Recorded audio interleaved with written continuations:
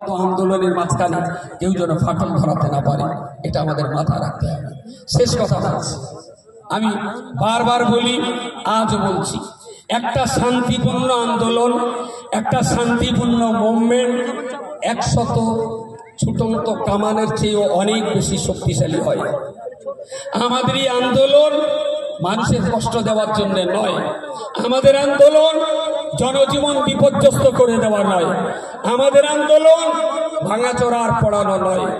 আমাদের কষ্ট দেশের জনগণকে বলবো, এইভাবে সভা সমিতি করে যদি তারা এই বিল বয়কট, এই বিল বাতিল না করে, আমরা আগামী 15-20 দিনের ভিতরে আবার সিদ্ধান্ত নিতে যাচ্ছি।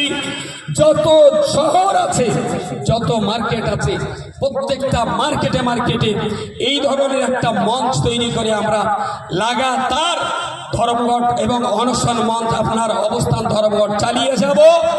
হয় বিল বাতিল হবে, না হলে ওই অনশন অবস্থান ধর্মঘটের মঞ্চে আমাদের মরণ হবে।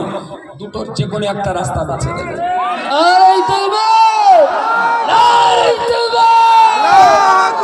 সুতরাং বারবার মনে রাখতে হবে, আপনি এই মুভমেন্ট করে যত স্বীকৃতি পাবেন, যত বেশি অন্যের সমর্থন অর্জন করতে পারবেন, ততই কিন্তু আমাদের দাবি আদায় করা সহজ হবে।